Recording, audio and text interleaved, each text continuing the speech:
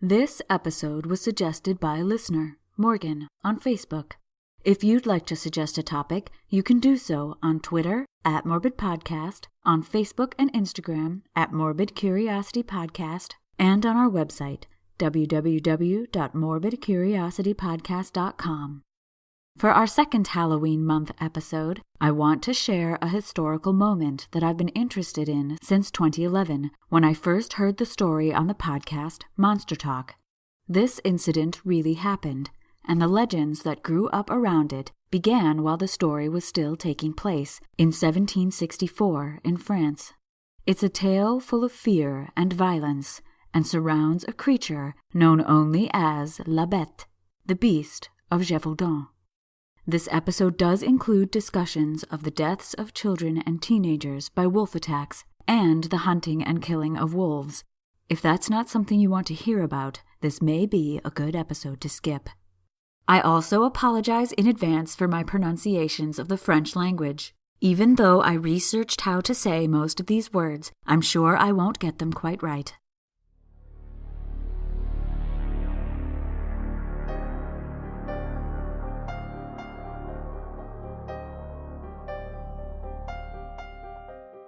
Humans are fascinated by gore and violence, but even more so the mysterious and unsolved. Interest in these disturbing and unpleasant subjects is called morbid curiosity, and it has gripped hundreds of people throughout the ages. I am one of those people. My name is Hallie, and this is the Morbid Curiosity Podcast.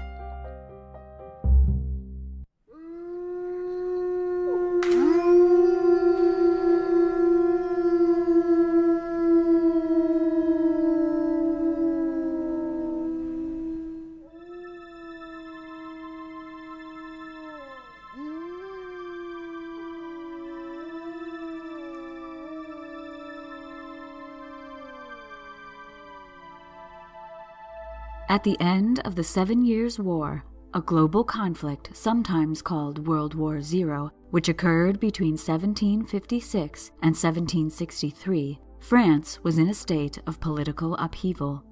Through their defeat at the hands of the British, they had lost much of the supremacy they had enjoyed over much of Europe. They had also lost many of their colonial territories, one of which was in North America, where an early part of the conflict, now called the French and Indian War, had taken place. The defeat hit France hard, and the king was largely blamed for it. At the time, the country was ruled by what is now referred to as the Old Rule, in which the aristocracy made most of the decisions and was led by a king.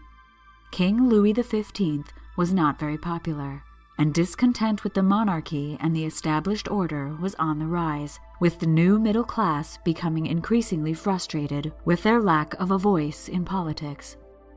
Also by the middle of the 18th century, the Age of Enlightenment, a massive intellectual and philosophical movement, had begun. This was a time when many uncertainties were being exposed through scientific discourse, theological debates, and a faster spread of information in the form of newspapers, which began widespread circulation in France around the mid-1700s. The reading market was expanding as well, as more and more people in urban centers were becoming literate. Philosophers, scientists, and skeptics were all publishing their thoughts on the world. Separation of the ideas of divine will and the processes of nature was also occurring, and not without some struggle. The faithful, the skeptical, and everyone in between were all embracing new knowledge and the fact that there were things in the world that we as humans hadn't discovered and didn't understand yet. It was a time in which science was beginning to replace beliefs in magic, and modern data and information was displacing traditional lore and methods of doing things. The process was slow, but it was beginning to happen. This is why this period is sometimes referred to as the early modern period. However, the location where today's episode takes place was at the very periphery of this movement, thanks to its low average literacy and geographic isolation from the rest of the country. That area was known as the Gevaudan, and it was part of what is now known as the Lucerne region of France. The Gevaudan was part of the Massif Central, a highland region of southern France. The terrain was incredibly rough and included mountains, thick impenetrable forests, bogs, and rocky outcroppings. The area was sparsely populated due to this terrain. The weather, too, was harsh, with long, bitter cold winters.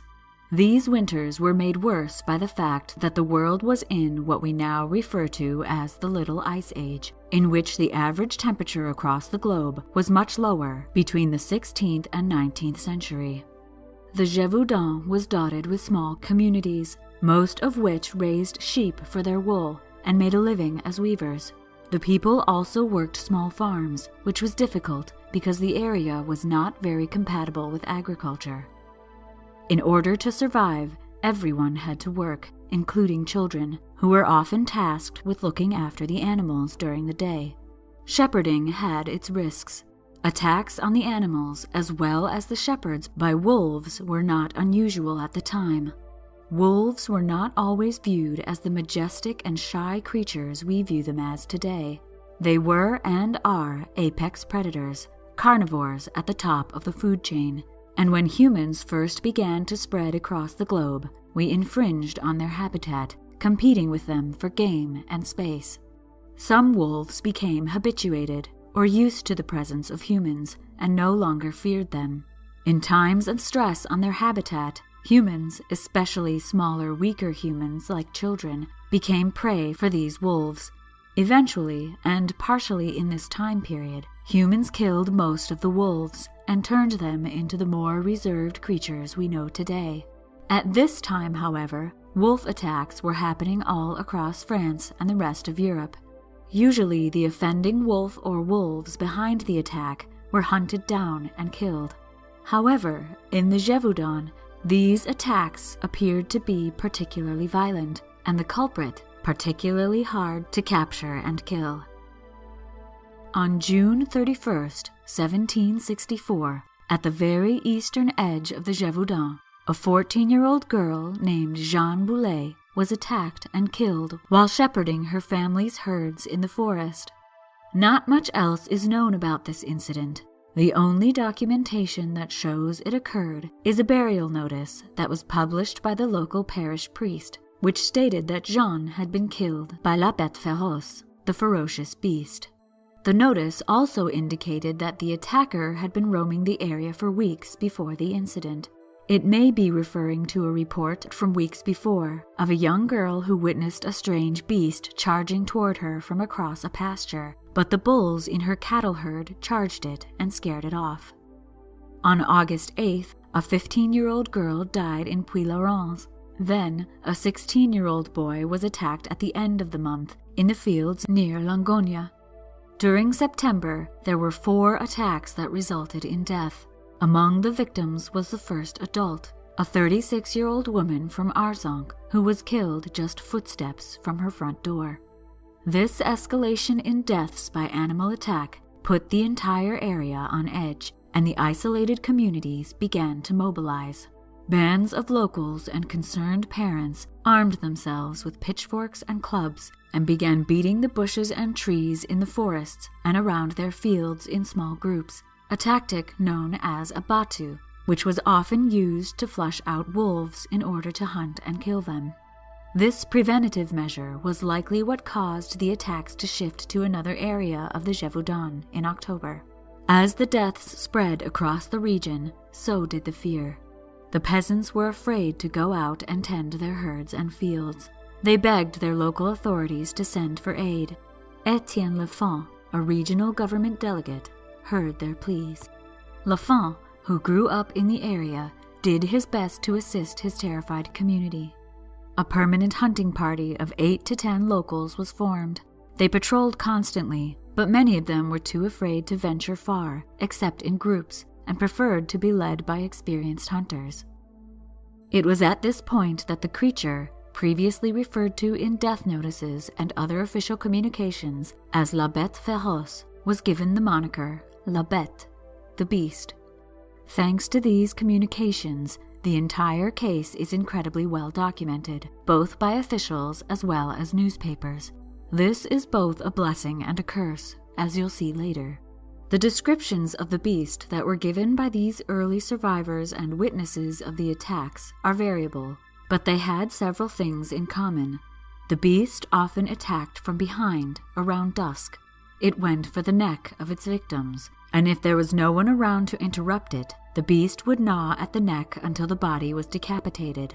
Also, sometimes the heads were found far away from the rest of the bodies, as if the beast had tried to take it with them, or perhaps had been playing with it. All the decapitations were not witnessed by other people, but were officially attributed to the beast, as the manner of death was the same. Also, if left to its own devices, the beast would then feed on the blood and internal organs of its victim. It seemed to travel quickly, as evidenced by 2 attacks occurring on the same day, at locations that were 25 miles apart. As to its appearance, the most repeated descriptors were that the beast was wolf-like, but much larger than the average wolf, that it had long fur with a darker stripe along its back, a long tail, large claws, short front legs, and short ears.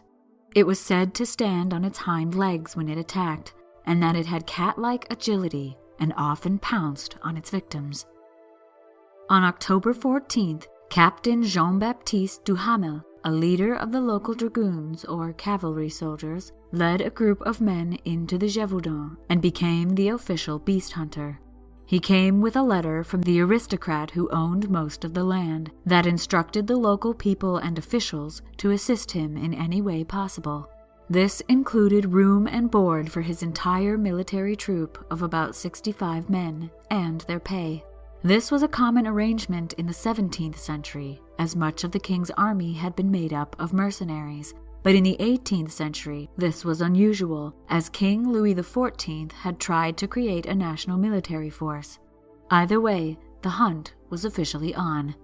Between October of 1764 and March of 1765, Duhamel organized 16 separate large-scale hunts using various wolf-hunting methods, such as dragoons riding through the woods searching for the beast, battus in which locals marched in a tight line through the woods trying to flush out the creature, while the dragoons followed close behind with rifles, waiting at the scene of a recent death to see if the beast returned for the corpse, and having dragoons disguised as women walk through the forest accompanied by children to lure out the creature.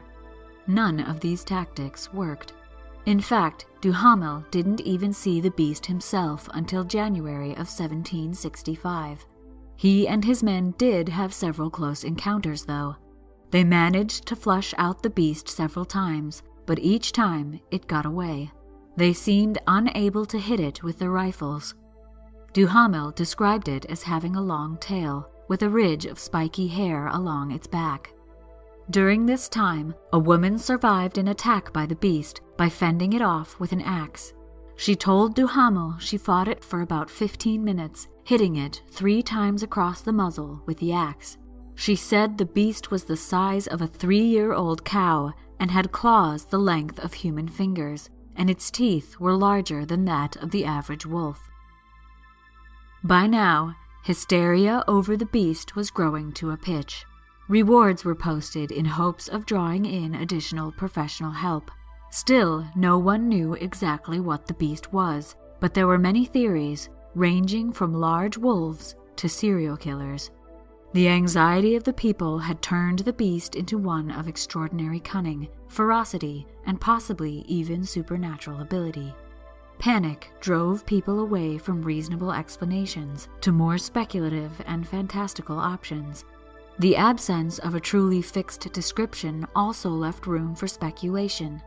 Before I tell you more about these theories, let's pause for a word from our sponsors. Our regular sponsor is Audible.com. Audible can provide you with interesting and engaging audiobooks. In fact, there are over 180,000 of them to choose from, which you can listen to on your iPhone, Android, Kindle, or other MP3 players. MCP listeners can get a free audiobook download and a 30-day free trial of Audible.com by going to www.audibletrial.com/MCP. You can also find this link on our Facebook page and website. If you sign up for the free trial, you get a free audiobook that is yours to keep, even if you cancel the service as soon as you finish downloading it. And the MCP gets the funding it needs to keep bringing morbid history to your ears. So go get your free audiobook on us.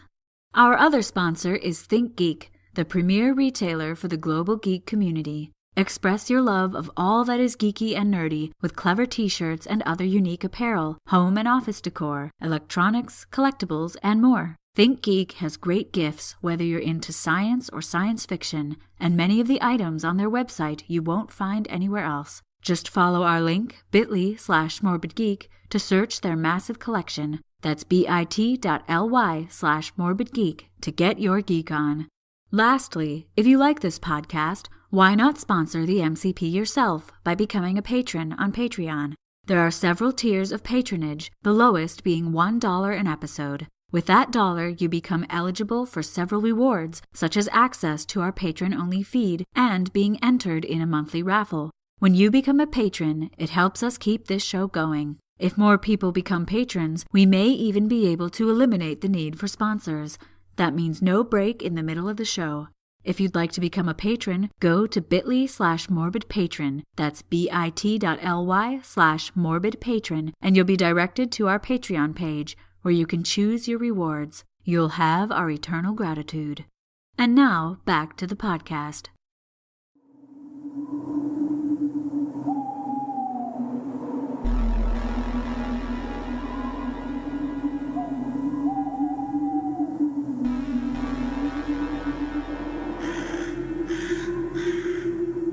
By November, a newspaper, the Courrier d'Avignon, had published the first report on the beast outside the Gevaudan. The story was incredibly popular. It also drew a large amount of speculation on what the beast could be. While many believed it was an overly large, aggressive wolf or wolves, belief that it was something supernatural, like a werewolf, became widespread. Other theories were also proposed. Some believed it was an exotic animal that wasn't native to the region, such as a lion, leopard, or hyena. These could have escaped from a rich noble's menagerie, or collection of exotic animals. Menageries had been in vogue in the previous few decades, and it didn't seem impossible that one of their creatures could have escaped. People also wondered if it was a serial killer, either a psychotic man dressed as a wolf, or perhaps a wolf that was trained by a man to kill his enemies. Some people also thought that it was all a hoax, created by the Jesuit religious order, so that it could be used to persecute Protestants. This last one may have been inspired by a public announcement given by the Bishop of Mende, who stated that the creature was sent from God to punish the wicked. Many of these theories hint at the desperation of both authorities and the public to kill the beast and return the region to safety. Fear of the beast had spread all across France and into parts of Europe. French historian Emmanuel Ladurie stated that the beast had generated fears of the apocalypse at a previously unheard of level. It wasn't long before the nobility began to pay attention to the suffering of the peasants of Gevaudan. On January 12th, a young boy by the name of Jacques Portefeuille and 6 of his friends were attacked while tending to a herd of cattle. The boys grouped together, each with a stick that they had tied a knife to the end of. They weren't able to pierce the beast's hide, but they did fend it off. This story made it all the way to the ears of King Louis XV. He sent Portefeuille 300 livres, which was around $3,025, and another 300 to split amongst his friends. The king also paid to have the boy educated, and finally decided to sponsor an official hunt with state finances. Duhamel and his men were unpopular by this time, due to their failure to kill the beast, and the financial burden they placed on the communities that they were attempting to defend. Still, Duhamel tried to find the beast, and to do so he organized the biggest hunt yet, coordinating around 100 parishes and around 20,000 people in a battue. The beast wasn't seen until morning, when it pounced on a small group of people. Someone managed to hit the beast with a rifle, But even though it left a trail of blood behind it as it fled, the beast still managed to escape. On February 12th, another person was able to shoot the beast, hitting it on the left leg or paw, it's not certain which, but again, it managed to escape. The next day, a hunter named Chastel thought he saw the beast limping on 3 legs. Remember this hunter's name, as it will become important later. In February of 1765, the king assigned another hunter to kill the beast. Jean-Charles Denneval and his son were famous professional wolf hunters for the French military. They had over 1,200 wolf kills between them, and the king instructed them to go to the Gevaudan and save the people there. However, the king again left the people of the Gevaudan to pay and house Denneval and his 40 men and hunting dogs. Duhamel must have been annoyed because he refused to leave once Denneval arrived on the 17th of February. He continued to try and find the beast on his own until Denneval threatened to leave if Duhamel did not. Begrudgingly, Duhamel finally left after Lafont asked him to go. Denneval's method was similar to Duhamel's. He also used the Bete technique, and on April 10th, he and his men flushed out a massive wolf and its female mate. He was, however, unable to bring them down. On the 22nd, a boy was attacked but rescued by his family, who chased away a large creature that was joined by a smaller one. The next day, a female wolf was killed during another Batu, and in her stomach they found the remains of clothing. The beast was seen again in a pasture at the beginning of May. 2 brothers managed to shoot it in the right shoulder, but were unable to bring it down. A few days later, during a Batu, a creature was flushed out of the undergrowth, and it was limping from the right shoulder. Denneval sent 6 dogs after it, only 4 of which returned. The other 2 were seen chasing what was described as a large wolf the next morning, but again, the beast still managed to escape. By July, multiple attacks were occurring every week, and Denneval seemed unable to keep up. On May 30th, 1765, the king again sent another hunter, François Antoine, his personal lieutenant of the hunt, to kill La Bete. They brought with them 18 professional hunters and 4 of the best hunting dogs in France. Unlike Duhamel, Denneval was willing to work with Antoine, and did so until July 18th, when he finally gave up and left the area. Antoine's methods were very different from the previous hunters. He conducted a formal investigation, interviewing survivors and witnesses, and documenting those interviews for the public record. It's very likely he did this to sort out the facts from the fiction that had grown up around the situation. Because this was such a public phenomenon, thanks to the initial and continuing publications of the story in the newspapers, reports of the beast had become sensationalized. The newspaper stories invited speculation, exaggerated the eyewitness statements, and basically blew the whole situation out of proportion, despite the fact that a hard-to-catch, man-eating wolf is terrifying enough. It was a story that sold papers, so they did their best to make it a captivating tale. In addition, as the hunts continued without success, those hunting the beast began to say that the beast indeed had supernatural abilities. One reason for this type of statement may have been as an excuse for their failure to catch it. The other reason could be that some of them had truly begun to believe the beast's intelligence, ability to hide, and its speed while running away were due to some sort of magical ability. In mid-1765, public rewards for killing any wolf were posted all over France. In the Gevaudan, there were also rewards posted for anyone who saw the beast and reported it. These reports had to be proven, of course, but people were paid for helping Antoine keep track of the beast's whereabouts. Antoine continued his thorough investigation, analyzing the scenes of each death. After finding footprints at his first death investigation, Antoine believed the prints belonged to a large wolf. He found the same prints at his next death scene. He believed it was a single animal that was responsible for all the human deaths. He also found prints to corroborate the sightings of a second smaller wolf that appeared with the larger one. He began setting wolf traps in the forest. These traps ensnared many wolves, but not the large wolf he believed to be Bete.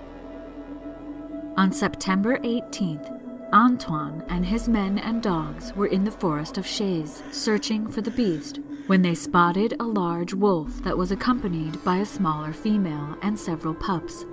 Antoine later stated that the large wolf was about the size of a donkey. He managed to shoot it in the right eye, but the beast did not stay down. It charged him, and Antoine was forced to use his gun as a club to fend off the wolf's attacks until one of his men was able to shoot it again. The beast fled into the woods, but was later found dead. This wolf was later known as the Loup de Chaise, the Wolf of Chaise. Antoine sent the wolf back to civilization for examination on September 20th. The autopsy report states that the wolf was 5 feet 10 inches or 177.8 centimeters in length from nose to the tip of its tail and had abnormally large feet and teeth. It weighed around 130 pounds or 59 kilos. The body was covered in scars, including a bullet wound to the right shoulder and marks from several wolf traps. While this large wolf was being embalmed and then stuffed so that it could be brought back to the king, Antoine returned to Chaise for the female and the pups. He eventually killed them, reporting that the pups were also incredibly large, almost the same size as the mother. Antoine was rewarded an astonishing amount of money, between 25,475 and 29,614 livres, or 127,375 to 148,070 US dollars. The people of France celebrated. The beast's reign of terror had finally ended. The people of the Gevaudan were safe.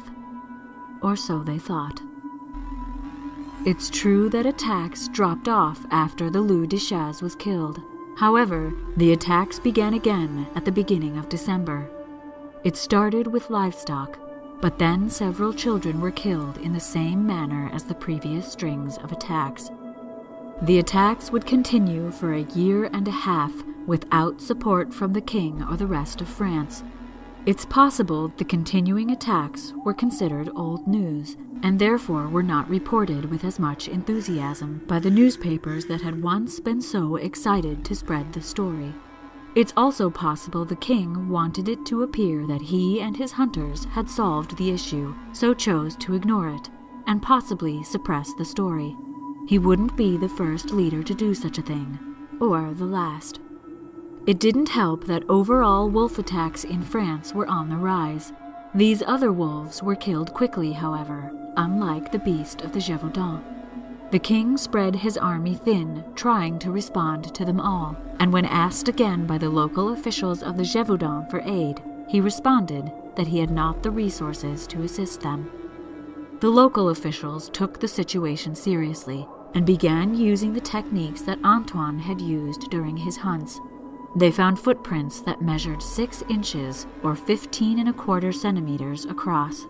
Without the official correspondence between higher and lower officials, however, there aren't as many records to say what other methods were used during this time. One record that does exist is that of a man who saw the beast as it attacked several children on April 9, 1767. He described it exactly as Duhamel had done, with a long tail, large claws, and a massive head. He noted the beast was joined by a smaller female wolf during the attack. The people managed to save the children, but one was badly injured, having had a large strip of skin ripped from the back of his head. L'Enfant himself investigated the scene of this attack and found the same large footprints. On June 18th, the largest hunt since Antoine had left was undertaken. Dozens of hunters volunteered to help in the search, and many brought dogs with them. On the 19th, they flushed out the beast and its female companion. There are two versions of the way this hunt ended. Either the hunting dogs chased the beast and it finally turned and attacked them, and while it was distracted, the hunter I mentioned before, Jean Chastel, shot it in the spine, killing it instantly. Or Chastel alone chased down the beast, said a prayer, and shot the beast dead. The second version is likely the embellished one. Later, in the late 18th century, it was added that Chastel used silver bullets, but there is no record of that in the original documentation. The beast was autopsied, and the official reports state that it was definitely a large wolf, but that its body proportions and face were unusual. It was described as having a wolf's tail and back end, but having very thick front legs and larger front feet. It also had a huge head, black bands of fur on its back, white fur on its chest in the shape of a heart, and 4 claws on each paw that were very long. It had a scar under its left eye, and one on its back left leg. Its eyes, which were reported to be red, were also said to have a strange membrane that moved from bottom to top. From the nose to the tip of the tail, it was measured to be 5 feet and 11 inches long, or 180 centimeters, and it weighed 117 pounds, or 53 kilos. At the time, and some modern researchers agree, it was thought that the beast was some type of wolf-dog hybrid. Either way, after this creature was killed, the attacks finally ceased. The terror was truly over. Over these 4 years, about 100 people were killed in these attacks. Dozens more were injured. The attacks occurred in the daylight, usually at dusk, and the beast often struck from behind. The earliest statements about its appearance, which are likely the most reliable, as the reports had not yet been sensationalized by fear and the media, note the unusual body proportions that made it hard to identify the creature, and also described a seemingly higher intelligence and a resilience to bullet wounds. There were many witnesses to these attacks, and the later descriptions of the beast varied from the earlier ones, likely due to the prolonged and intense fear of the people of the Gevaudan. For 4 years, they had lived in fear for their lives. These attacks not only affected the people of the Gevaudan's psychology, it affected their livelihoods, as they were too frightened to tend to their fields and livestock. The people had also been supporting the hunters sent by the king, causing further expense to the community. Famine and economic depression was a secondary result of several years of panic and fear. In this area of France, you can still find tombstones that read "Victim of the Beast." There are also several monuments commemorating the bravery of the people who fought back against it. As I said before, wolf attacks in France were not that uncommon.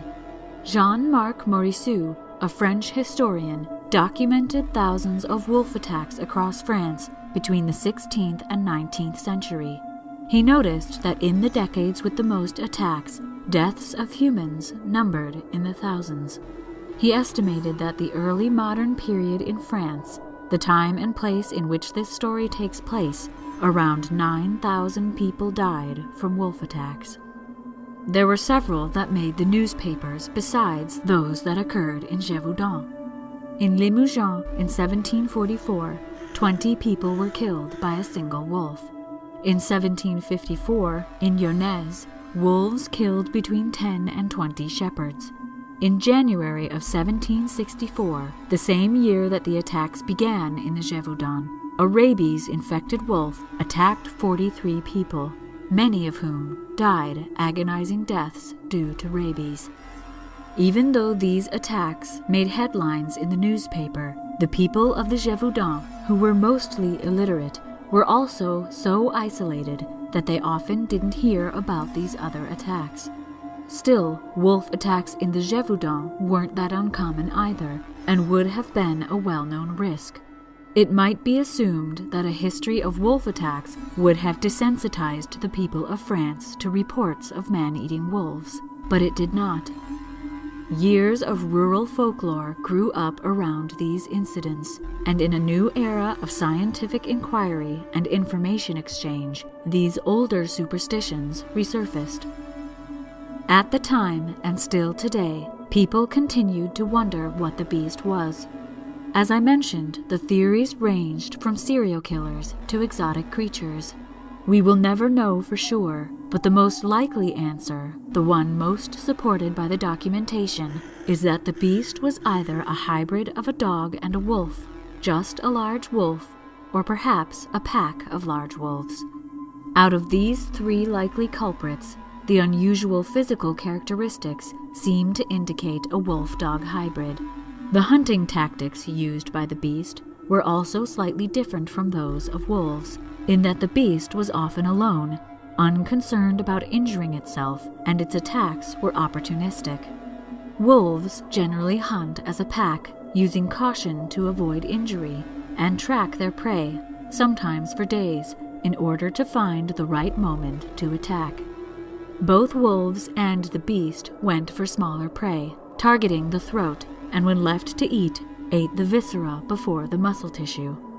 It's possible the beast was using a blend of hunting techniques, which is possible if the beast itself was a blend of a dog and a wolf.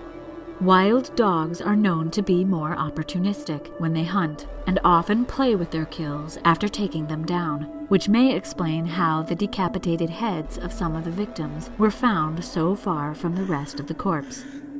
Both wild dogs and wolves are known to stand on their hind legs to get at the throats of larger prey.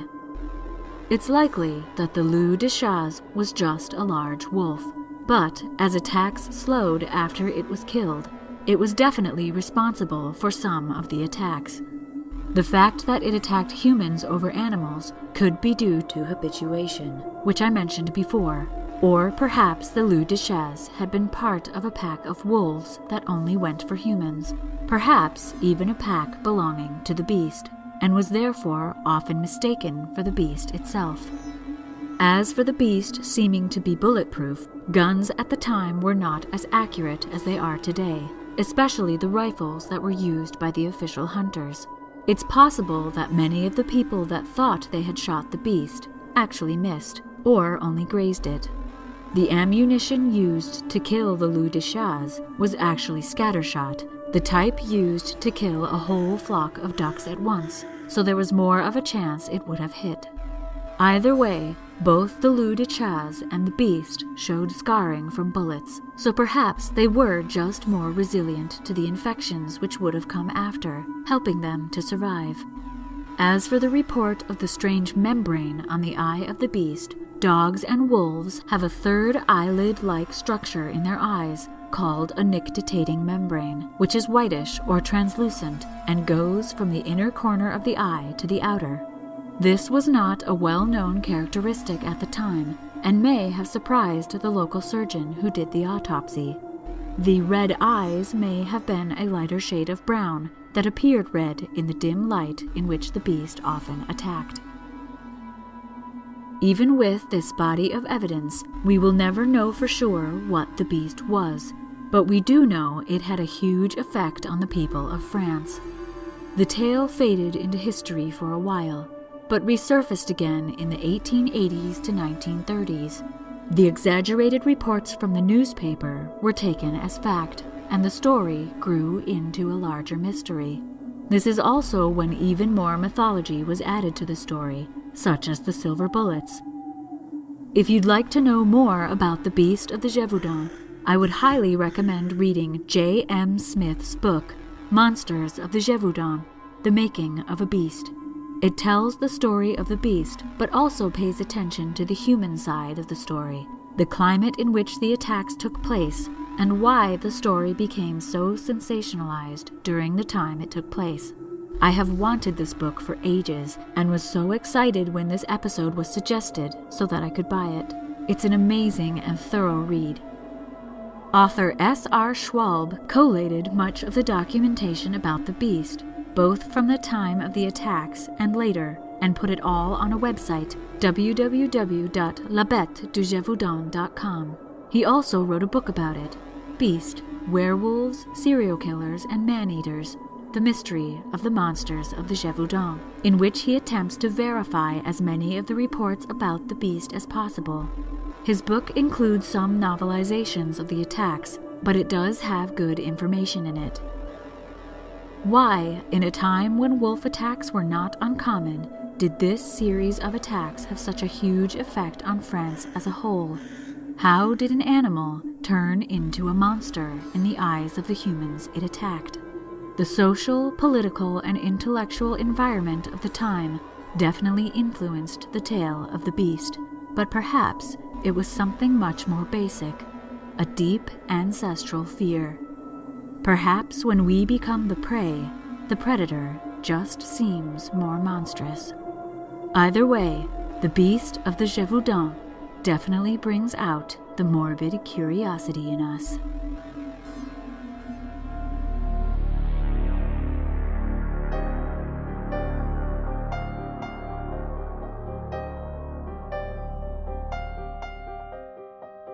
The Morbid Curiosity podcast was produced by H. Lloyd. If you'd like to get in touch or suggest a morbid topic for me to talk about, you can tweet the show at Morbid Podcast or find us on Facebook and Instagram at Morbid Curiosity Podcast. If you like the show, please share us on social media and give us a rating on iTunes. Thank you to everyone who commented, suggested topics, shared MCP posts, and liked or followed the MCP on Facebook, Twitter, and Instagram. People like Lena, Debbie, Kevin, Carmel, Amber, Ahmed, Luna, Caleb, Kaz, Juzza T, Liz Lucy, Damian Blue, and My Little Polly. Anna K, Crystal, Ann W., and Carrie Ann D. have my eternal gratitude for becoming patrons on Patreon. Thank you. Because of you, the listeners, our creepy community is growing, especially on Facebook, so head over there to engage with other listeners, discuss episodes and news articles, and share your own creepy stories. Also, keep watch on our Facebook, Twitter, and Instagram for an announcement about merchandise in the near future. I can't wait to share it with you all. The MCP is part of a wider creepy community known as the Belfry Podcast Network. Check out the other shows on the Belfry Network at www.thebelfry.rip. As I said before, if you really like the MCP, please consider becoming a patron on Patreon. You can also give one-time donations by going to our website, www.morbidcuriositypodcast.com, and clicking on the donate button. On our website, you'll also find links to all our social media, links to our sponsors, and other ways to contact us. We are eternally grateful for your support. My name is Hallie, and until next time, thanks for listening.